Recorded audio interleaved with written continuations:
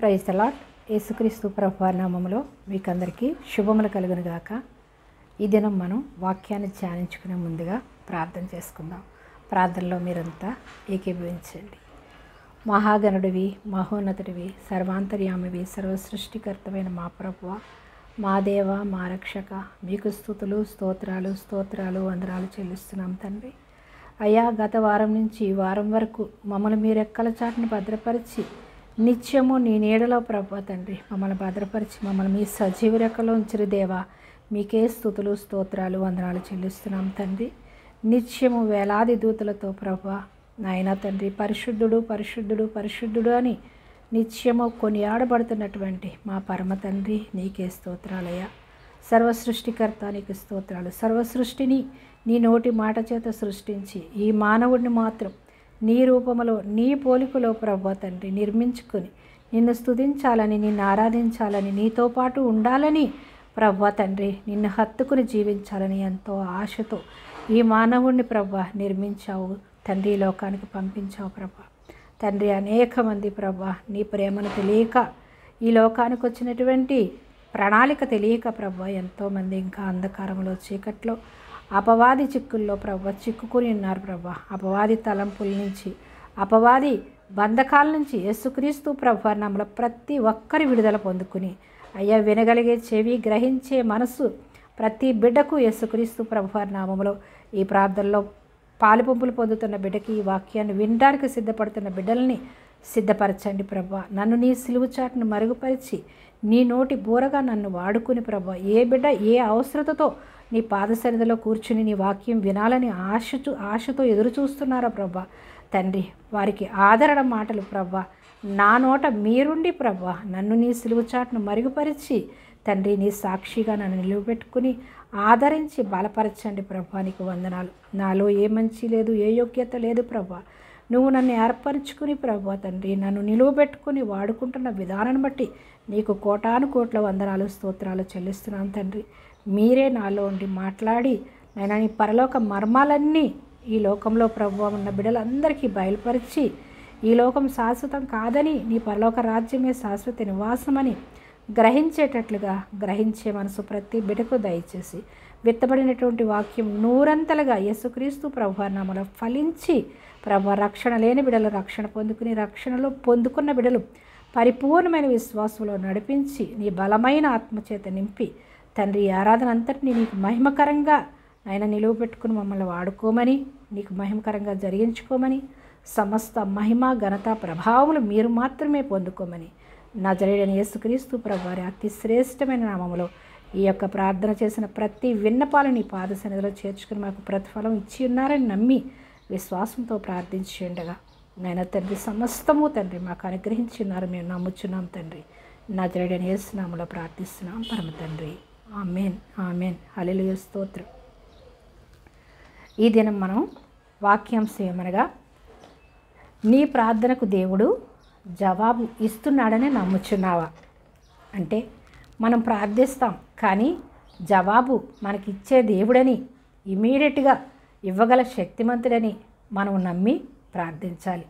ప్రార్థించడం వరకు ప్రార్థిస్తాం కానీ ఆయన చిత్తం ఇస్తే ఇస్తాడు లేదంటే లేదు అనేటటువంటి అవిశ్వాసంతో మనం ప్రార్థిస్తే మనము పొందుకోలేము. అయినప్పటికి కూడా అవిశ్వాసంతో ప్రార్థించడం అంటూ మనం చేస్తే కనుక తప్పకుండా మనకి విజయాన్ని అనుగ్రహిస్తాడు. అసలు ప్రార్థనే చేయకుండా దేవుడు అంటే అసలు విశ్వాసమే లేకుండా దేవుని దగ్గరికి రాకుండా ఉండిపోయే కన్నా కనీసం చేస్తాను దేవుడు ఇస్తే ఇస్తాడు లేకపోతే లేదు అనేటటువంటి అవిశ్వాసంతో చేసినా సరే దేవుడు తప్పకుండా ప్రార్థనకు ప్రతిఫలం ఇవ్వగల శక్తిమంతుడు అని మీరు నమ్మి ఈ దినం మీరు వాక్యాన్ని విని మీరు విశ్వాసంతో మీరు ఏ సమస్యలో ఉన్నప్పటికీ మీకు ఏది అవసరమో ప్రతీది కూడా దేవుణ్ణి అడిగి పొందుకోవాలని నేను మిమ్మల్ని మనస్ఫూర్తిగా కోరుకుంటూ ఈ వాక్యాన్ని ధ్యానించుకుందాం. వాక్య ధ్యానంలో మీరు కూడా బైబిల్ ఉంటే తెరిచి మీరు కూడా వాక్యాన్ని ధ్యానించండి. ఇంకా మీరు పరిపూర్ణంగా దేవుని వాక్యాన్ని చదువుతూ మీరు విన్నట్లయితే పరిపూర్ణంగా మీరు విశ్వాసంలో బలపడతారు. చదవడం అనేది దేవుని వాక్యం మన చేతిలో ఉండాలి, మనతో ఉండాలి. దేవుని వాక్యం అనేది దేవుడు మనతో మాట్లాడుతున్నాడు అని నమ్మి మన వాక్యాన్ని చదవాలి. ప్రార్థిస్తున్నాము అంటే మనం ప్రార్థించినప్పుడు దేవునితో మనం మాట్లాడుతున్నాము, దేవుడు మన ముందు ఉన్నాడని మన ముందు పెట్టుకున్నట్టుగానే మనం ఊహించుకుని మనం ప్రార్థించాలి. అప్పుడే మనం తప్పకుండా విజయాన్ని పొందుకుంటాం. మనం దేవునితో మాట్లాడుతున్నామని ప్రార్థన చేయాలి. వాక్యాన్ని ధ్యానించేటప్పుడు చదివేటప్పుడు దేవుడు మనతో మాట్లాడుతున్నాడు అనేటటువంటి విశ్వాసంతో మనం వినాలి, చదవాలి, ధ్యానించాలి. అందుకని ఇదే వాక్యాన్ని ధ్యానించుకునే ముందుగా మీరందరూ కూడా బైబిల్ తీసుకుని చూడండి. అయితే అపోస్తలుల కార్యము 12వ అధ్యాయం మొదటి నుంచి చూసుకుందాం. దాదాపు అదే కాలమందు రాజైన హేరోదు సంగపు వారిలో కొందరిని బాధపెట్టుటకు బలాత్కారముగా పట్టుకుని యోహాను సహోదరుడైన యాకోబును ఖడ్గముతో చంపించాడు. ఎవరంట? హేరోదు. ఆ కాలంలో ఎవరు పరిపాలిస్తున్నారు? హేరోదు మహారాజు పరిపాలిస్తున్నాడు. అంటే యేసు ప్రభు వారు ఈ లోకానికి వచ్చినప్పుడు హేరోదు రాజు దగ్గరికి వెళ్తారు. పుట్టినప్పుడు హేరోదు రాజు దగ్గరికి వెళ్ళి యూదుల రాజుగా పుట్టినవాడు ఎక్కడా అని చెప్పి హేరోదు రాజుని అడిగినప్పుడు ఆ రాజు భయపడతాడు, కలవరపడిపోతాడు. ఏంటి, నాకు పోటీగా ఇంకొక రాజు పుట్టాడా అని. అలా భయపడడమే కాకుండా మళ్ళీ మీరు నాకు ఆ వార్త తీసుకుని రండి, ఎక్కడ పుట్టాడు అనేదని చెప్పి అడుగుతాడు అని చెప్తాడు. ఆ యొక్క శాస్త్రులకి పరిసయ్యులకి వాళ్ళకి పరిశుద్ధాత్మ ద్వారా ప్రేరేపణతో వాళ్ళు వెనక్కి రాకుండా వెళ్ళిపోతారు. వెళ్ళిపోయినప్పుడు ఏం చేస్తాడు హేరోదు రాజు? 2 సంవత్సరాల లోపు ఉన్న పిల్లలందరినీ చంపించేస్తాడు. అంటే అప్పుడు యేసుప్రభు వారు పుట్టింది కరెక్ట్గా డేట్ తెలియక, అంటే పుట్టి ఇప్పటికి 2 సంవత్సరాలు అయితే దాటదు కాబట్టి 2 సంవత్సరాల లోపు ఉన్న పిల్లలందరినీ చంపించేస్తాడు. అంటే ఎంత భయంకరమైనటువంటి మెంటాలిటీ. చిన్న పసిపిల్లల్ని ఎంతోమందిని చంపుతాడు. అంగలార్పు, ఆ యొక్క బెత్లెహేం అంతా కూడా అక్కడ అంగలార్పు ఉంటుందని ఆ యొక్క ప్రవచనం నెరవేర్చబడింది. అలాగా అంత కఠినమైనటువంటి మనసు కలిగినటువంటి హేరోదు పరిపాలనలో వారి యొక్క తరతరాలు మనవడై ఉండొచ్చు హేరోదు మహారాజుకి. అది ఎలా పరిపాలిస్తున్నాడు? చాలా కఠినంగానే వాళ్ళ కఠినత్వమే కలిగి హేరోదు మహారాజు పరిపాలిస్తున్నాడు. పరిపాలించేటప్పుడు ఏం చేశాడు? దేవుని సువార్త ప్రకటింపబడకూడదని, ఎక్కడ వీళ్ళు మనుషులు మార్చేసి ఆ యొక్క మతాన్ని మార్చేస్తారు అని చెప్పేసేసి ఆ యొక్క యేసు ప్రభు వారిని సిలువ వేసేశారు. సిలువ వేయడం కాకుండా సువార్త ప్రకటింపబడకూడదని, యేసు నామం వినబడకూడదని వాళ్ళంతా కఠినత్వంతో రాతి హృదయంతో నింపబడి ఉన్నారు. అలాంటి పరిస్థితుల్లో ఏం చేశారు? యేసు ప్రభు వారికి ముఖ్య శిష్యులుగా యాకోబు, యోహాను, పేతురు మాత్రం ఎప్పుడూ తనకి ముందుగా ఉండేవారు. యేసు ప్రభు వారు ఎక్కడికి వెళ్ళినా కూడా ఆయనతో పాటు ఉండేవారు. 12 మంది శిష్యులు ఉండేవారు. ముఖ్య శిష్యులుగా ప్రతి విషయంలో కూడా వీరిని వెంట పెట్టుకుని యేసు ప్రభు వారు వెళ్ళేవారు. అలాగే అనేక సార్లు కూడా తీసుకుని వెళ్తారు. ఎవరు యాయీరు కుమార్తె చనిపోయినప్పుడు కూడా ముగ్గురినే తీసుకెళ్తాడు.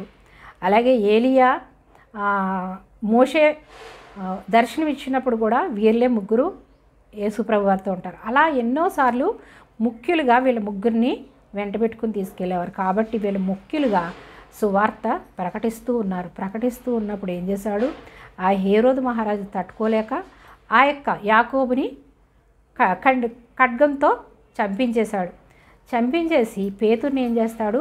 బంధకాల్లో బంధిస్తాడు. అంటే ఎందుకు ఇలా చేశాడు? ఆ యొక్క యూదులు వీళ్ళ పరిపాలన చూసి అసహ్యించుకుంటున్నారని, వాళ్ళకి మంచి పేరు తేవాలని, వాళ్ళ యూదులు కూడా సువార్త ప్రకటింపబడకూడదని, దేవదూషణ చేస్తున్నారని యేసుప్రభు వారిని సిలువలో వేసేస్తారు. అలాగే వీళ్ళు కూడా దేవదూషణ చేస్తున్నారు అని చెప్పేసి నేను మంచిగా పరిపాలిస్తున్నాను అని నన్ను మెచ్చుకోవాలని ఏం చేస్తాడు? ఆ యొక్క యాకోబుని చంపేసి పేతురుని చెరసాలలో బంధిస్తాడు. ఆ యొక్క పులియను పండగ వస్తుంది. ఆ పండగ దినాలన్నిటిలో జరిగినన్ని రోజులు ఆ యొక్క చెరసాలలో ఉంచి ఆ యూదులకు చెప్పి అప్పుడు ఈ పేతురుని వాళ్ళకి అప్పగిస్తే, దేవదోషం చేస్తున్నాడని చెప్పి అప్పగిస్తే ఈ యొక్క రాజ్యం నిలబడుతుందని, తనని మెచ్చుకుంటారని, తన పరిపాలన చాలా బాగుందని యూదులందరూ కూడా వీళ్ళని మెచ్చుకోవాలని చెప్పేసి హేరోదు మహారాజు ఈ విధంగా ఆ యాకోబుని చంపేస్తాడు. కింద మనం చూద్దాం. అపోస్తలుల కార్యం 12వ అధ్యాయం ఒకటో వచనాన్ని చదువుకున్నాం. ఇప్పుడు 2వ వచనం నుంచి ధ్యానిద్దాం. సహోదరుడు యాకోబును ఖడ్గముతో చంపించెను, ఇది యూదులకు ఇష్టమైన కార్యమని తెలుసుకుని పేతురును కూడా పట్టుకొనెను. యూదులకి చాలా ఇష్టపడతారు, నా రాజ్యం తరతరాలు ఉండాలి కాబట్టి నేను ఈ యాకోబును చంపేసి ఈ యొక్క సువార్త ప్రకటింపకుండా చేయాలి అని చెప్పేసి పేతురును కూడా పట్టుకుని ఆ దినములు పులియని రొట్టెల పండుగ దినములు అతనిని పట్టుకొని చెరసాలలో వేయించేశాడు. పులియని రొట్టెల పండుగ దినం అంటే పాత నిబంధన గ్రంథంలో ధర్మశాస్త్రాన్ని పాటించే వాళ్ళంతా కూడా పులియని రొట్టెల పండుగని జరిపించుకునేవారు. ఆ పండగ దినాలని యూదులుగా ఈ దేశమంతా చేసుకుంటారు కాబట్టి యూదులు ఆ పండగ దినాలన్నిటిలో చెరసాలలో ఉంచి అప్పుడు తర్వాత అప్పగిద్దాం వీళ్ళకని చెప్పేసి చెరసాలలో పేతురు గారిని పెట్టేశారు. అంటే యాకోబుని దేవుడు చంపకుండా కాపాడలేడా అంటే ఆయన చిత్తం. ఆయన మనం ప్రశ్నించడానికి మనం సరిపోము కాబట్టి యాకోబు మరణించాడు, పేతురు బంధింపబడ్డాడు. అంటే దేవుడికి సమస్తము సాధ్యం, బ్రతికించగలడు, కానీ అది జరగాలి అంతే. యేసుప్రభు వారు ఎలాగైతే సిలువలో మరణించారో మన కొరకు ఆ యొక్క శిష్యులు కూడా వాళ్ళ యొక్క సువార్త ప్రకటించడానికి ఎంతోమంది త్యాగం చేశారు.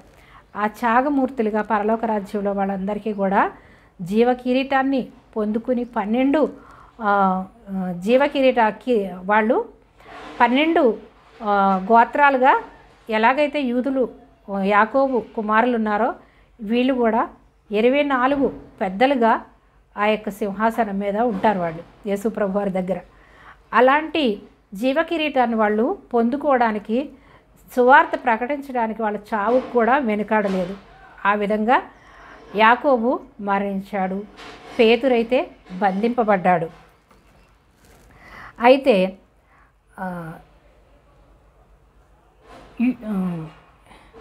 యూదులకు ఇష్టమైన కార్యమని తెలుసుకుని పేతును కూడా పట్టుకొనెను. ఆ దినములు పులియని రొట్టెల పండుగ దినములు.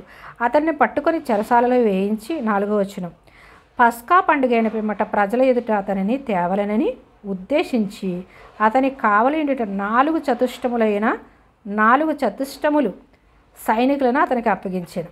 చతుష్టములు అనగా ఇక్కడ పుట్నోట్లో చూస్తే 2 అని ఉంది. 14 మందిని కాపలాగా పెట్టాడంట. కాపలాగా పెట్టి ఏం చేశాడు, అబద్ధ సాక్ష్యం చెప్పించి ఆ పేతురుని వాళ్ళకి అప్పగించాలని, దేవదోషం చేస్తున్నాడని యూదులకు అప్పగించాలని ఆ యొక్క చెరసాలలో పెట్టి 14 మందిని కావలి వారిని పెట్టాడు, కాపలా కాసేవారిని పెట్టి ఉంచాడు. అయితే పేతురు చెరసాలలో ఉంచబడెను. సంఘమైతే అతని కొరకు అత్యాసక్తితో దేవునికి ప్రార్థన చేయించున్నారంట. ఏం చేస్తున్నారు, పేతుర్ని చెరసాలలో పెట్టించేశారు. పెట్టిస్తే సంఘం ఏం చేశారు, సంఘాలు స్థాపించి యాకోబు, పేతురు, యోహాను శిష్యులు 12 మంది శిష్యులు కూడా సువార్త ప్రకటించారు. వాళ్ళలో వీళ్ళు ముఖ్యులుగా ఉన్నారు కాబట్టి వీళ్ళ ప్రేయర్లు ఇక్కడ వ్రాయబడ్డాయి.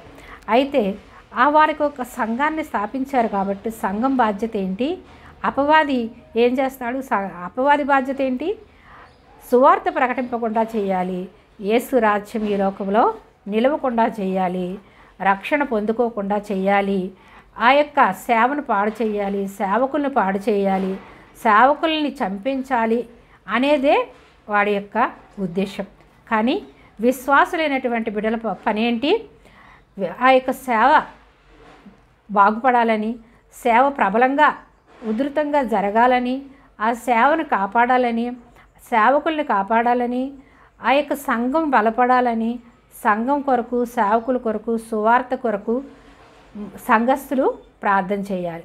అపవాది పని పాడు చేయడం, సంఘస్థులైనటువంటి విశ్వాసుల పని ప్రార్థించడం. అందుకని ప్రార్థన అనేది చాలా ఇంపార్టెంట్. అందుకని ప్రతి విశ్వాసి కూడా ప్రార్థన చెయ్యాలి.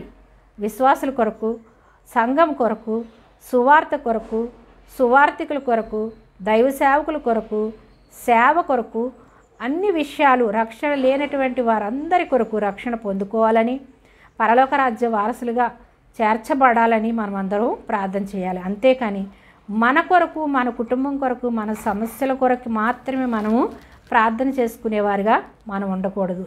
సంఘం అనగా సేవకుల కొరకు, సంఘం కొరకు ప్రార్థన చేసేవారు. సంఘం అనగా రక్షింపబడినటువంటి ప్రతి వ్యక్తి కూడా సంఘంలో సభ్యుడే.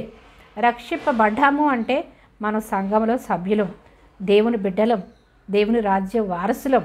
కాబట్టి ప్రతి ఒక్కరి మీద ఆ బాధ్యత ఉంది. సువార్త ప్రకటించడం మీద, ఆత్మలు రక్షించడం మీద, సువార్థికుల కొరకు ప్రార్థించడం, ప్రతి పని మీద కూడా ఈ యొక్క విశ్వాసకి బాధ్యత ఉంది. కాబట్టి ప్రతి ఒక్కరు కూడా ప్రార్థించాలి. ఆ యొక్క బంధకాలని విడిపింపబడాలని మనం ప్రార్థన చేయాలి. అయితే ఈ యొక్క పేతురు బంధింపబడి ఉన్నాడు. సంఘమంతా ఏం చేస్తున్నారు మనం చూద్దాం. పేతురు చెరసాల్లో ఉంచబడిన సంఘం అయితే అతని కొరకు అత్యాసక్తితో, మామూలుగా కాదు, అత్యాసక్తితో విడుదల పొందుకోవాలి. యాకోబు ఎలాగూ చనిపోయాడు, పేతురు అయితే మాత్రం ఆ బంధకాలు విడిపింపబడాలని దేవుని యందు విశ్వాసంతో ప్రార్థిస్తూ ఉన్నారు. దేవునికి ప్రార్థన చేయించు ఉండేను. హేరోదు అతనిని వెలుపలికి తీసుకుని రావాలనని ఉండగా ఆ రాత్రియే ఆ యొక్క పులియని పండగ దినాలన్నీ అయిపోతే ఈ రాత్రి ఇంకా తీసుకొచ్చేయాలి. ఈ రాత్రి అయిపోతే ఉదయమే పేతుని బయటకు తీసుకొచ్చేసి యూదులకు అప్పచెప్పాలని ప్లాన్ చేసుకున్నాడు. ఆ రాత్రి దేవదూత ఏం చేసింది, చివరి టైం వరకు కూడా దేవుడు మన విశ్వాసాన్ని పరీక్షిస్తూ ఉంటాడు. అందుకే ఇంకా మనకు చేయలేదు, మనం చనిపోతాం, మనం అయిపోయింది అనుకుంటాం. కానీ మనం ప్రార్థన విడవకుండా చేస్తే కనుక చివరి మినిట్లో, లాస్ట్ మినిట్లో అయినా దేవుడు మనల్ని రక్షిస్తాడు, విడిపిస్తాడు, స్వస్థపరుస్తాడని మనము నమ్మాలి. అంతేగాని అవిశ్వాసంతో ఇంకా నాకు చేయడు, నా బ్రతుకు ఇంతే, ఇంతకాలమైంది ఇంకేం చేస్తాడు, ఇంతకాలమైంది నాకేం పిల్లల్ని ఇస్తాడు, ఇంతకాలం అయిపోయింది నాకేం రోగాన్ని తగ్గిస్తాడు, ఇంతకాలం అయిపోయింది నాకు అప్పులేం తగ్గిస్తాడు, ఇంతకాలం అయిపోయింది నా ఒంటరితనము, ఈ జీవితం ఇలాగే అయిపోయిందని మనం ఒక్కొక్కసారి ఏం చేస్తూ ఉంటాము, నిరాశ నిస్పృహకి వెళ్ళిపోయి ప్రార్థన చేయడం మానేస్తాం. అప్పుడే అపవాది ఏం చేస్తాడు, ఆ ఇంతకాలం మన విశ్వాసంగా ఉండి ప్రార్థించిన ప్రార్థన వాడు పాడు చేస్తాడు. అందుకని తుది శ్వాస వరకు ప్రార్థన మనము చేస్తూనే ఉండాలి. దేవుడు కార్యం చేయగల శక్తిమంతుడు, ఏ నిమిషంలోనైనా ఎప్పుడైనా చేయగల శక్తిమంతుడు. కాబట్టి మనం ప్రార్థన ఆపకూడదు, విశ్వాసాన్ని విడిచిపెట్టకూడదని మనము పరిపూర్ణంగా దృఢమైనటువంటి విశ్వాసంతో, అత్యాసక్తితో మనము ప్రార్థన చేయాలి. ప్రార్థన చేసినప్పుడు ఏం జరిగిందో మనం చూద్దాం. హేరోదు అతన్ని వెలుపలికి తీసుకొని రావాలనని ఉండగా ఆ రాత్రియే పేతురు 2 సంకెళ్లతో బంధింపబడి ఇద్దరి సైనికుల మధ్య నిద్రించుచూ ఉండేను. ఏం చేస్తున్నాడంటే ఇద్దరు సైనికులు ఇటుపక్క ఒకళ్ళు పెట్టి ఆ యొక్క పేతుని బంధించి పెట్టినప్పుడు పేతురు నిద్రపోతున్నారంట. వాళ్ళ మధ్య నిద్రపోతూ ఉన్నప్పుడు మరియు కావలి వారు నిద్రించుచూ ఉండేను. మరియు కావలి వారు తలుపు ఎదుట చెరసాల కాచుచూ ఉండేది. కాపలవారు ఏం చేస్తున్నారు, చెరసాల బయట కాపలా కాసేవాడు కాపలా కాస్తున్నారు. పేతురు గారి దగ్గర చెరువు పక్కన ఒక కావలి వారు ఉన్నారు. అయితే ఆ కావలి వారు తలుపు ఎదుట చెరసాల కాచుచూ ఉండేది. ఇదిగో ప్రభువు దూత అతని దగ్గరకు నిలిచాడు. ఏం చేసిందంట, ప్రభువు దూత ఆయన దగ్గర నిలిచిందంట. అంటే దేవదూతలు మనకి పంపిస్తాడు. అందుకే మనకి నీ కుడిపక్క 1000 మంది పడినా, నీ ఎడమ పక్కన 1000 మంది కూలినా, 10,000 మంది కూలినా నీకు ఏ అపాయమో రాదని దావీదు మహారాజు కీర్తనలో రాసి ఉన్నాడు. అలాగే మన చుట్టూ దేవదూతలను కాపుదలగా ఉంచుతాడు. డైరెక్ట్గా దేవదూతని పంపించేశాడు. దేవుడు పంపించి ఏం చేస్తున్నాడు, అతని దగ్గర నిలిచాను. అతడుండిన గదిలో వెలుగు ప్రకాశించాడు. ఎప్పుడైతే దేవదూత వచ్చిందో ఆ యొక్క పేతురున్న గది వెలుగుతో నింపబడింది. దూత పేతురు పక్కను తట్టి త్వరగా లెమ్మని చెప్పి అతను లేపగా సంకెళ్ళు అతని చేతుల నుండి ఊడిపడాను. చేయి పెట్టి లేపాడు. ఆ యొక్క దూత ఎప్పుడైతే టచ్ చేశాడో ఆ యొక్క పేతుర్ని ఆ యొక్క సంకెళ్ళు విడిపోయి కింద పడిపోయి ఊడిపడాను. 8వ వచనం. అప్పుడు దూత అతనితో నీవు నడుము కట్టుకొని చెప్పులు తొడుగుకొనుము అనెను. అతడు అలాగ చేసిన తరువాత దూత నీ వస్త్రం పైన వేసుకుని నా వెంబడి రమ్మని అతనితో చెప్పాను. ఇప్పుడు నువ్వు విడుదల పొందుకున్నావు కాబట్టి నువ్వు చెప్పులు తడుక్కో, నువ్వు పై వస్త్రం వేసుకో, నువ్వు రా నాతో పాటు అన్నప్పుడు పేతురు గారు లేచి తన చెప్పులు తొడుక్కొని పై వస్త్రం వేసుకుని దేవదూతతో పాటు వెంట వెళ్తా ఉన్నాడు. ఉన్నప్పుడు అతనితో చెప్పాను. అతడు వెలుపలికి వచ్చి దూత వెంబడి వెళ్ళి దూత వలన జరిగినది నిజముగా జరిగినని గ్రహింపక అతను వెళ్తున్నాడు, కానీ అది నిజం అనుకోవట్లేదు. ఎన్నో దర్శనాలు చూసినటువంటి పేతురు ఇది ఒక దర్శనం అనుకుంటున్నాడు. తన నిద్రలో ఏం జరుగుతుందో ఇది నిజమా దర్శనమా ఏమీ అర్థం కాని పరిస్థితిలో దూత వెంట వెళ్తూ ఉంటూ ఇది ఒక దర్శనం అనుకుంటున్నాడు మనసులో. జరిగినని గ్రహింపక, ఇది నిజముగా జరిగినని గ్రహింపక తనకు దర్శనము కలిగినని తలంచారు. నాకు ఇది నిజంగా కాదు, ఇది దర్శనం కలిగిందని మనసులో అనుకుంటున్నాడు. మొదటి కావలివారు రెండవ కావలివారు దాని పట్టణమునకు పోవు ఇనుప గవని యొద్దకు వచ్చినప్పుడు దానంతటా అదే వారికి తెరుచుకొనెను. ఎప్పుడైతే ఆ యొక్క నడుచుకుంటూ దేవదూతతో వెళ్ళాడో ఆ యొక్క ద్వారాలన్నీ కూడా తెరుచుకుంటూ ఉన్నాయి, వాటికి అవే తెరవబడుతున్నాయి. దేవుని దూత తనతో ఉన్నప్పుడు ఆ యొక్క గేట్ ఎవరో తీయనవసరం లేదు, ద్వారాలు వాటికి అవే తెరుచుకుని ఉంటే ఆ దూత వెంట పేతురు గారు వెళ్తూనే ఉన్నారు. గవని యొద్దకు వచ్చినప్పుడు దాని అంతటా దేవానికి తెరుచుకున్నాను. వారు బయలుదేరి ఒక వీధి దాటిన వెంటనే బయలుదేరి ఏం చేశారు, ఆ వీధి దాటిన వెంటనే దూత ఏం చేసింది, అతను విడిచిపోయింది. ఇంకా బయటకు వచ్చేసాడు. ఇంకెవరు తన ఆటంకపరచలేరు కాబట్టి ఆ యొక్క కావలి వారు ఉన్నటువంటి గేట్లన్నీ దాటుకునే వరకు దేవదూత వెంబడించి తీసుకొచ్చి బయటకు వచ్చిన తర్వాత వెళ్ళిపో ఇంకా అని చెప్పేసి దేవదూత వెళ్ళిపోయింది. వెళ్ళిపోయినప్పుడు అతనిని పేతురును అప్పుడు పేతురుకు తెలివచ్చింది. దూత అతను విడిచిపోయిన తర్వాత ఏంటి ఇది, నాకు ఇది దర్శనమా నిజమా అని అప్పుడు తనకు ఏంటన్నది గ్రహించుకోగలిగాడు. అప్పటి వరకు ఒక దర్శనం, నేను నిద్రలో కలగంటున్నాను, దర్శనాన్ని చూస్తున్నాను నేను అనుకున్నాడు. ఎప్పుడైతే దూత బయటికి వెళ్ళిపోయిందో, బయటికి ఎప్పుడైతే వచ్చేసాడో అప్పుడు తన కళ్ళు తెరుచుకున్నాయి. ఈ కల కాదు, ఇది నిజం అని గ్రహించుకుని అప్పుడు ఏం చేస్తున్నాడు, తెలివి వచ్చి ప్రభువు తన దూతను పంపి హేరోదు చేతిలో నుండి యూదుల ప్రజలు నాకు ఉద్దేశించిన వాటన్నిటి నుండి నన్ను తప్పించి ఉన్నాడని ఇప్పుడు నాకు నిజముగా తెలియనని అనుకున్నాడు. యూదుల నుంచి, హేరోదు నుంచి దేవుడు నాకు దేవదూతను పంపించి నన్ను విడిపించాడని అప్పుడు నిజంగా తెలుసుకున్నాడంట. తెలుసుకున్న తర్వాత ఏం చేస్తున్నాడు, ఇట్లా ఆలోచించుకొని అతడు మార్కు అను మారు పేరు గల యోహాను తల్లి అయిన మరియ ఇంటికి వచ్చాను. మార్కు ఒక శిష్యుడు, అయితే మారు పేరు గల మార్కట. అయితే ఇట్లు ఆలోచించుచు మార్కు అని మారు పేరు గల, అంటే శిష్యుల్లో మార్కు కాకపోవచ్చు, వేరొక మార్కు అనేటటువంటి ఒక వ్యక్తి, ఆ వ్యక్తి యోహాను తల్లి అయిన మరియ ఇంటికి, మార్కు అను మారు పేరు గల యోహాను తల్లి అయిన మరియ ఇంటికి వచ్చాను. యోహాను తల్లి అయినటువంటి ఇంటికి మార్కు అనేటటువంటి వ్యక్తి ఇల్లు ఇచ్చాడు. ఆ ఇంట్లో అందరూ కలిసి ప్రార్థన చేస్తున్నారు. యోహాను తల్లి అయినటువంటి ఒక మరియ ఇంటికి వచ్చాను. యోహాను తల్లి మరియ అయినటువంటి ఇంటికి వచ్చి అందరూ ఇంటిలో ప్రార్థన చేస్తున్నారు. అంటే దేవుని మందిరంలో ప్రార్థన చేస్తేనే దేవుడు కార్యాలు చేస్తారు అనుకుంటాం, కానీ వాళ్ళు ఎక్కడ కూడి ఉన్నారు, ఒక గృహములో, యోహాను తల్లి అయినటువంటి మరియ గృహంలో అందరూ కలిసి ప్రార్థించుకుంటూ ఉన్నారు. ఎవరి కోసం ప్రార్థిస్తున్నారు, పేతురు గారి కోసం ప్రార్థిస్తూ ఉన్నారు. మరియ ఇంటికి వచ్చాను, అక్కడ అనేకులు కూడి ప్రార్థన చేస్తున్నారు. అంటే సంఘమంతా కలిసి ప్రార్థన చేయించు ఉండిరి.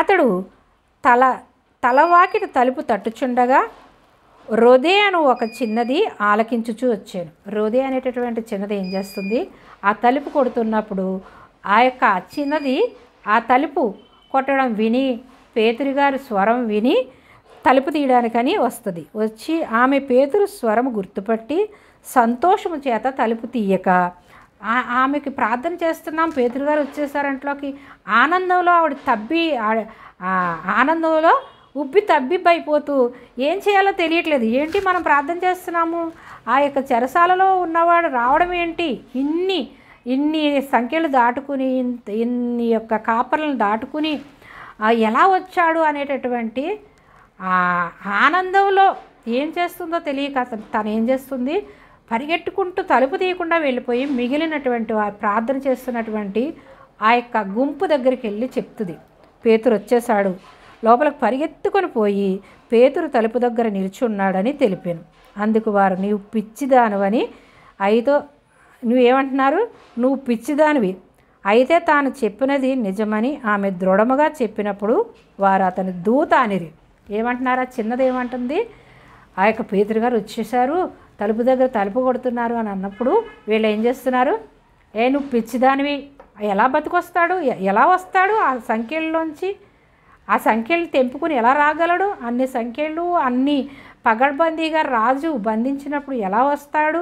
నువ్వు పిచ్చిదానివి, ఆయన రావడం ఏంటి అన్నప్పుడు, లేదు లేదు నేను చూశాను, నేను నిజంగానే ఆ స్వరాన్ని విన్నాను, నేను తలుపు కొడుతున్నాడు, బయట ఉన్నాడు పేతురు గారు అన్నప్పుడు, అయితే ఆయన దూత అయ్యి ఉంటుంది అంటున్నారు. అంటే అతను దూత అంటే ఏం మాట్లాడుతున్నారో వాళ్ళకి తెలియదు. చనిపోతే కదా దూత కింద వస్తాడు, కానీ ఆయన దూత అయి ఉంటుంది, అంతేగాని నీ భ్రమ అని చెప్పడం అక్కడ. అదంతా నీ భ్రమ, ఏం కాదు, ఆ దూత ఏదో వచ్చి ఉంటుంది, ఆయన అక్కడ ఉన్నాడు, ఆయనలో ఉన్నటువంటి ఆత్మ వచ్చింది అని అంటున్నారు. అంటే అందుకే మత్తయి సువార్తలో యేసుప్రభు వారు అంటారు, చిన్నపిల్లల్ని మీరు ఆటంకపరచకుడి, ఇలాంటి వారిది పరలోక రాజ్యం అంటారు.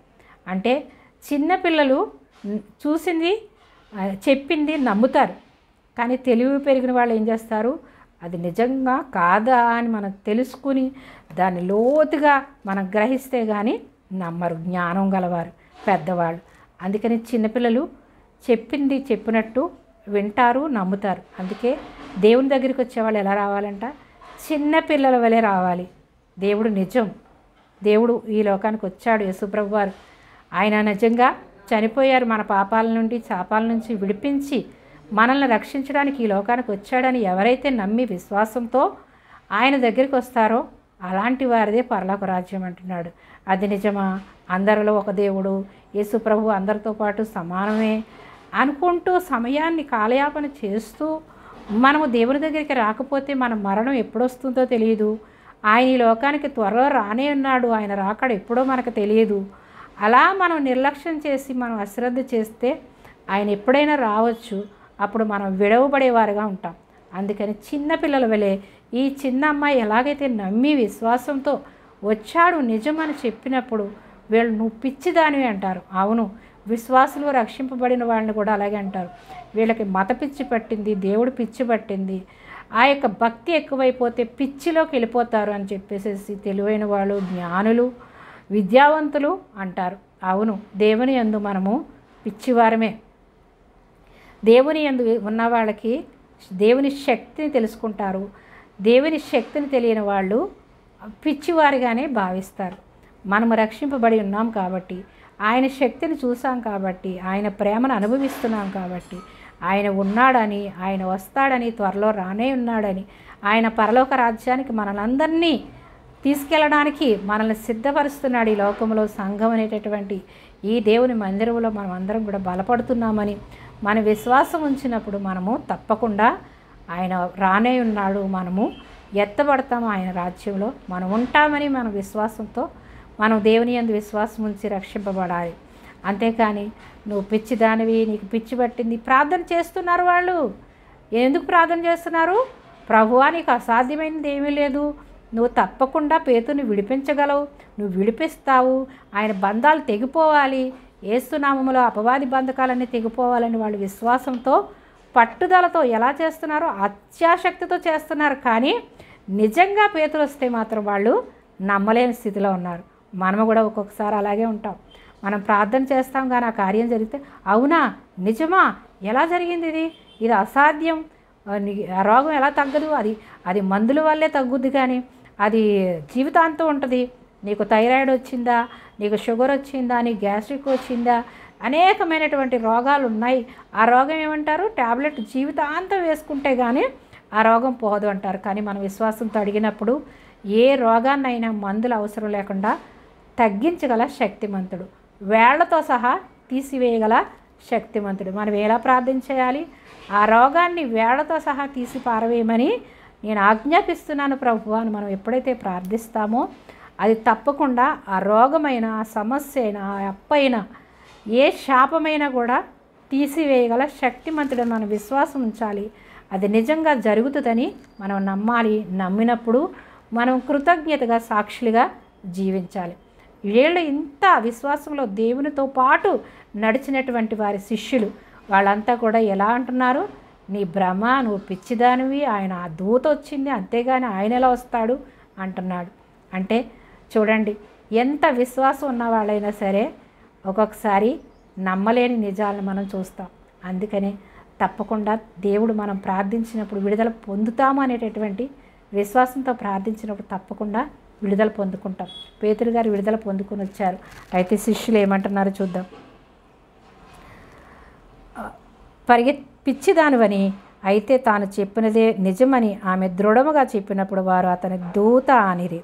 పేతురు ఇంకనూ తట్టుచు ఉన్నందున వారు తలుపు తీసి అతనిని చూసి విభ్రాంతి నొందారంట. అతను చూసి వాళ్ళు ఎలాగా ఆశ్చర్యం, ఎలా వచ్చావు నువ్వు, ఎలా రాగలిగావు నువ్వు అంటే, మేము ప్రార్థన చేస్తాం కాబట్టి దేవుడు విడిపించాడని వాళ్ళు అనుకోకుండా ఎలా వచ్చాను అనేటటువంటి ఆశ్చర్యాన్ని అక్కడ చూస్తున్నారు. విభ్రాంతి నొందారు. అతడు ఊరుకోండి, మీరు అలా గోల చేయకండి, నన్ను దేవుడు ఎలా విడిపించాడో అని చెప్పేసి మొత్తం అంతా ఎక్స్ప్లెయిన్ చేస్తాడు. ఇలా నన్ను దేవదూత వచ్చింది, నన్ను ఎలా విడిపించింది, నన్ను విడిపించి వెళ్ళిపోయిన తర్వాత నేను ఇక్కడికి వచ్చాను, నన్ను దేవదూతను పంపించి విడిపించాడు నన్ను అని వాళ్ళకి వివరించినప్పుడు వాళ్ళు నమ్ముతారు. నమ్మి అప్పుడు ఏం చేస్తాడు, ప్రభువు చెరసాలలో ఎలాగూ తీసుకుని వచ్చానో వారికి వివరించి యాకోబునకును సహోదరులకును ఈ సంగతులు తెలియజేయడని చెప్పాడు. యాకోబు సహోదరులు అనగా యేసు ప్రభు వారి తమ్ముడు మరియకి పుట్టినటువంటి కుమారుడు.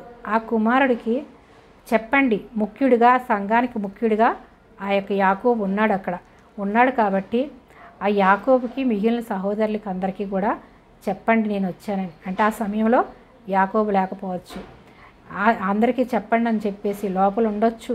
ఈయన మళ్ళీ వాళ్ళు వెంటబడి వస్తారేమో అని చెప్పేసి సీక్రెట్గా ఎవరైతే వచ్చారో వాళ్ళకి చెప్పి పేతురు గారు వెళ్ళిపోతారు. వెళ్ళిపోయినప్పుడు ఆ యొక్క ఎవరు హేరోదు మహారాజు వీళ్ళందరూ కూడా ఆశ్చర్యపోతారు. ఏంటి, చెరసాలలో పెట్టినటువంటి వ్యక్తి ఎలా మాయమైపోయాడు అని చెప్పేసి ఎంతో ఉగ్రరూపం దాల్చి అక్కడ చాలామందిని బంధించి చంపించమని ఆజ్ఞాపిస్తాడు హేరోదు రాజు. అయితే మనం దీన్ని బట్టి నేర్చుకోవాల్సింది ఏంటంటే, మనము విశ్వాసంతో ప్రార్థించాలి. ప్రార్థించినప్పుడు సంఘం ప్రార్థించినప్పుడు ఏం చేశాయి, సంఖ్యలు తెగిపోయాయి. పేతురు విడుదల పొందుకున్నాడు. పేతురు విడుదల పొందుకున్నట్టుగానే మనము ఏ సంఖ్యలతో ఏ బంధకాల్లో ఉన్నా మనల్ని విడిపించగల శక్తిమంతుడని మనం విశ్వాసంతో ప్రార్థించాలి. సంఘం కొరకు ప్రార్థించాలి, సంఘ సేవకుల కొరకు ప్రార్థించాలి, సువార్థికుల కొరకు ప్రార్థించాలి, రక్షణ లేనటువంటి వారి కొరకు ప్రార్థించాలి. రక్షింపబడిన వారు తప్పిపోకుండా పడిపోకుండా దేవుళ్ళో బలపడాలని మనం ప్రార్థన చేయాలి. అందరి కోసం సంఘం ప్రార్థన చేయాల్సినటువంటి బాధ్యత ఉంది. సంఘం ప్రార్థన చేసినప్పుడు ఈ సువార్త లోకమంతటా ప్రకటింపబడుతుంది. ప్రకటింపబడిన తర్వాత అందరూ రక్షింపబడతారు. ఆ యేసు ప్రభు వారు మళ్ళీ తిరిగి త్వరలో రానే ఉన్నారు కాబట్టి అందరూ ఎత్తబడే గుంపులో మనం ఉండాలి. కాబట్టి మనం అందరం కూడా సిద్ధపడాలి. సిద్ధపడని వాళ్ళని మనము సిద్ధపరచాలంటే సువార్త ప్రకటింపబడాలి. సువార్త ప్రకటింపబడాలి అంటే సువార్త ప్రకటింపబడేవారిని మనం పంపించాలి. సువార్త ప్రకటింపబడుతున్న వారికి మనము సహాయపడాలి, సహకరించాలి, ప్రేమ చూపించాలి. ఏది చేయలేని వాళ్ళు ఏం చేయాలి, ప్రార్థన చేయాలి.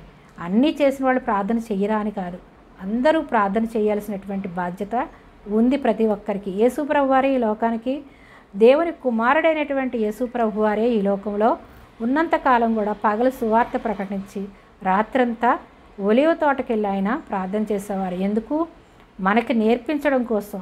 మనం ప్రార్థన ద్వారా సమస్తము పొందుకుంటామని, ప్రార్థన ప్రతి బంధకాలని విడిపిస్తుందని, ప్రతి ఒక్క శాపాల నుంచి రోగాల నుంచి మనం ఏ పరిస్థితుల్లో ఉన్నా విడిపించగల శక్తివంతుడు తండ్రి అయినటువంటి దేవుడని మనకు నేర్పించడానికి ఈ లోకంలో ఉన్నప్పుడు యేసు ప్రభు వారు రాత్రంతా ప్రార్థించారు. అందుకని మనం ఏం చేయాలి, సువార్త ప్రకటించినప్పుడు సువార్త ప్రకటించాలి. మిగిలిన టైము మనము ప్రార్థించాలి.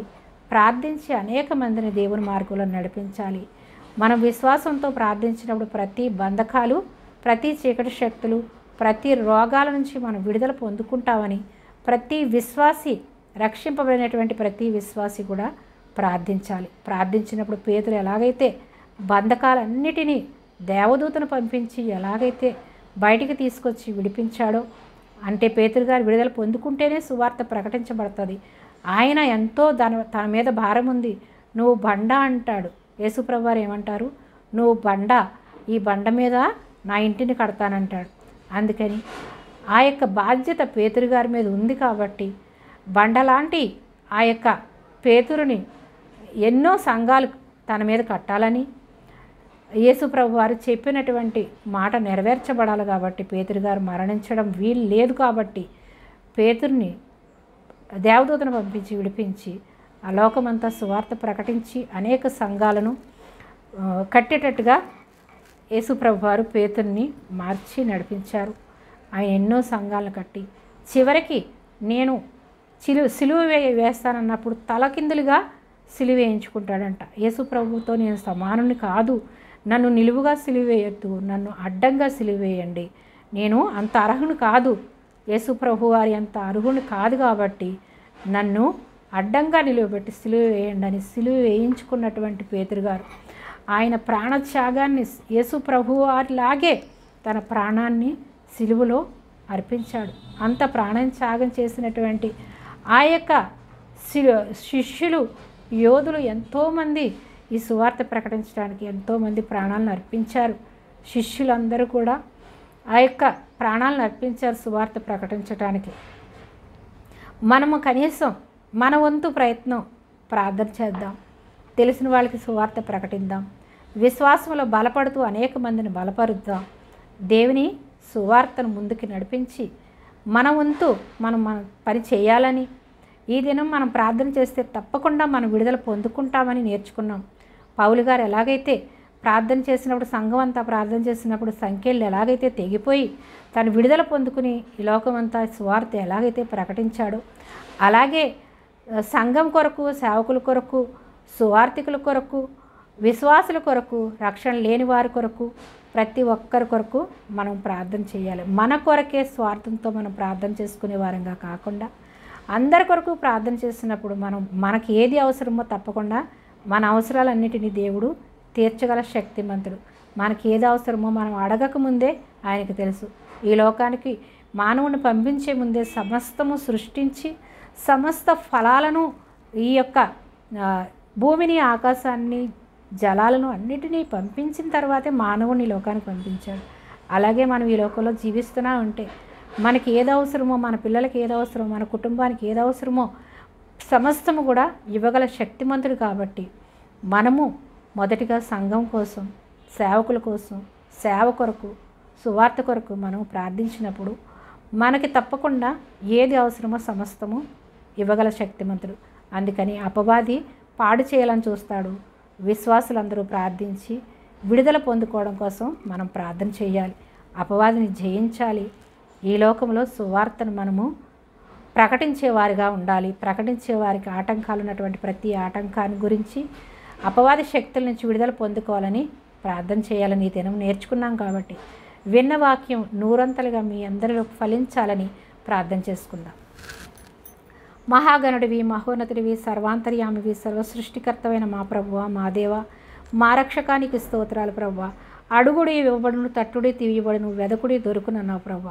అవును తండ్రి, మేము అడుగు ప్రతీదీ కూడా పొంది ఉన్నామనేటటువంటి పరిపూర్ణమైన విశ్వాసంతో ప్రభువ ప్రార్థించినప్పుడు మేము తప్పకుండా పొందుకుంటామనేటటువంటి పరిపూర్ణమైన విశ్వాసము ప్రతి విశ్వాసులో, ప్రతి బిడ్డలో, ప్రతి కుటుంబంలో, ప్రతి సంఘములో, ప్రతి సేవలో అనుగ్రహించి నీ బలమైన ఆత్మచేత నింపి అద్భుతాలు, ఆశ్చర్యకార్యాలు ఈ లోకంలో జరిగించి ఈ లోకంలో మాకు ఏది అవసరమో సమస్తము ఇవ్వగల శక్తిమంతుడవని, రోగాల నుండి, పాపాల నుండి, శాపాల నుండి, దోషాల నుంచి విడిపించడానికే మీరు ఈ లోకంలోనికి వచ్చి మా యొక్క పాపాల కొరకు నైనా విడుదల పొందడం కొరకు మీరు సిలువలో మరణించి మీ రక్తం ద్వారా మా పాపాలను కడిగి మమ్మల్ని కొని ఉన్నారని ప్రభువా మేము విశ్వాసంతో ప్రార్థిస్తూ ఉండగా ప్రభు అద్భుతాలు, ఆశ్చర్యకార్యాలు ఈ లోకంలో మాకు జరిగించి అపవాది శక్తుల నుంచి, చీకటి శక్తుల నుంచి యేసుక్రీస్తు ప్రభువారి నామములో ప్రతి బిడ్డ యేసుక్రీస్తు నామములో విడుదల పొందుకొనుగాక. ఏ రోగములోనైనా బంధింపబడి ఉన్న ప్రతి ఒక్కరి రోగాల నుంచి విడుదల కలుగునుగాక.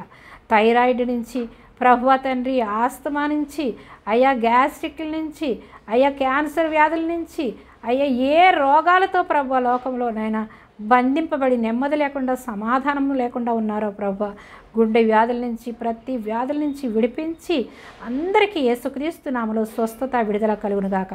హాస్పిటల్లోనైనా తండ్రి నైనా ఉన్న బిడ్డలందరికీ యేసుక్రీస్తు నామములో స్వస్థత కలుగునుగాక. తండ్రి, అద్భుతాలు చేసే దేవుడివి, ఆశ్చర్యకార్యాలు చేసే దేవుడివి. ఏ బంధకాల్లో ఉన్నప్పుడు కూడా నాయన, అప్పులు బంధకాల్లో, కుటుంబంలో నెమ్మది లేకుండా నాయన, శాపాల్లో, బంధకాల్లో, ఒంటరితనంతో ఉన్న ప్రతి బిడ్డను యేసుక్రీస్తు నామములో ఇప్పుడే విడుదల కలుగునుగాక. ప్రతి సంఘం కొరకు ప్రార్థిస్తున్నాం తండ్రి. ప్రతి సంఘము ఎత్తబడే సంఘముగా ఉండునట్లు, సార్వత్రిక ప్రతి సంఘము కూడా తండ్రి ఎత్తబడే సంఘాలుగా ఉండునుగాక. ప్రతి దైవ సేవకుల కోసం మేము ప్రార్థిస్తున్నాం తండ్రి. నాయన ప్రభువా, నీ ఆత్మతో నింపి అపవాది శక్తుల నుంచి, అపవాది బంధకాల నుంచి పేతురు గారిని ఎలాగైతే విడిపించారో ప్రభువా సంఘం ప్రార్థించగా, ప్రభువా అలాగే ప్రతి ఒక్కరి బంధకాల నుంచి విడిపించి ప్రతి కుటుంబంలో సమాధానము, సంతోషము, ఆరోగ్యము, ఐశ్వర్యము, అభిషేకాన్ని ఇచ్చి నీ పరలోక రాజ్య వారసులుగా ప్రతి ఒక్కరిని తీర్చిదిద్ది నీ రాజ్య వారసులుగా చేసుకున్నందుకు నీకు వందనాలు చెల్లిస్తూ, మీరు ఏ సమయంలో వచ్చినప్పుడు కూడా ప్రతి సంఘము, ప్రతి బిడ్డ ఎత్తబడే సంఘముగా ఉండినట్లు నీ బలమైన ఆత్మచేత నింపి అపవాది శక్తుల నుంచి యేసుక్రీస్తు నామములో విడుదల కలుగునుగాక అని మేము ప్రార్థిస్తూ ఉండగా, నైనా నెమ్మది, సమాధానము ప్రతి బిడకు దయచేసినందుకు, ఈ ఆరాధన అంతటిని నీకు మహిమకరంగా జరిగించుకున్నందుకు, విన్న వాక్యం నూరంతలుగా ఫలించినట్లు నీ అభిషేకము, నీ ఆత్మ జ్ఞానముతో నింపి వినే చెవి, గ్రహించే మనసు ప్రతి బిడకు దయచేసి నూరంతలుగా నాయన విన్న వాక్యం ఫలించి అనేక మందికి దీవెనకరంగా, ఆశీర్వాదకరంగా, నీ నామానికి మహిమకరంగా ఉండనట్లు ప్రతి ఒక్కరిని దీవించి భద్రపరచమని మా ప్రభువును, మా రక్షకుడైనటువంటి యేసుక్రీస్తు ప్రభువారి అతి శ్రేష్టమైన నామములో ఈ ప్రార్థన సమర్పిస్తున్నాను పరమ తండ్రి. Amen, amen. హల్లెలూయా, స్తోత్రం. ఈ దినం మన వాక్యాన్ని విని మీరు విశ్వాసంలో బలపడి ఉన్నారని, ప్రార్థన ద్వారా సమస్తాన్ని మనము పొందుకోగలమని, విడుదల పొందుకోగలమని, అద్భుతాలు, ఆశ్చర్యకార్యాలు చూడగలమని మన విశ్వాసంతో ప్రార్థిద్దాం. ప్రార్థించి విన్న వాక్యము అనేక మందికి షేర్ చేసి మీరు బలపడి అనేక మందిని బలపరిచి సువార్త సేవలు మీరందరూ పాలుపంపులు పొందుకోవాలని మిమ్మల్ని మనస్ఫూర్తిగా వేడుకుంటున్నాను. ఇంకా మీరు సబ్స్క్రైబ్ చేసుకోకపోతే సబ్స్క్రైబ్ చేసుకోండి, లైక్ చేయండి, షేర్ చేయండి. మీరు బెల్ ఐకాన్ క్లిక్ చేస్తే మీరు ప్రతి వాక్యం కూడా నేను పెట్టేటటువంటి వీడియో ప్రతిదీ మీరు విని విశ్వాసంలో బలపడి అనేక మందిని మీరు బలపరచాలని మనస్ఫూర్తిగా కోరుకుంటున్నాను. అంతవరకు తండ్రి అయినటువంటి దేవుని ప్రేమ, పరిశుద్ధాత్మ దేవుని అన్యోన్య సహవాసం, యేసుక్రీస్తు ప్రభువారి కృప నిత్యము ప్రతి సంఘంతో, ప్రతి బిడ్డతో, ప్రతి ఒక్క విశ్వాసితో, ప్రతి కుటుంబంతో ఉండాలని నేను కోరుతున్నాను. దేవుని కృప మనందరికీ తోడైండునుగాక. ఆమేన్. Praise the lord.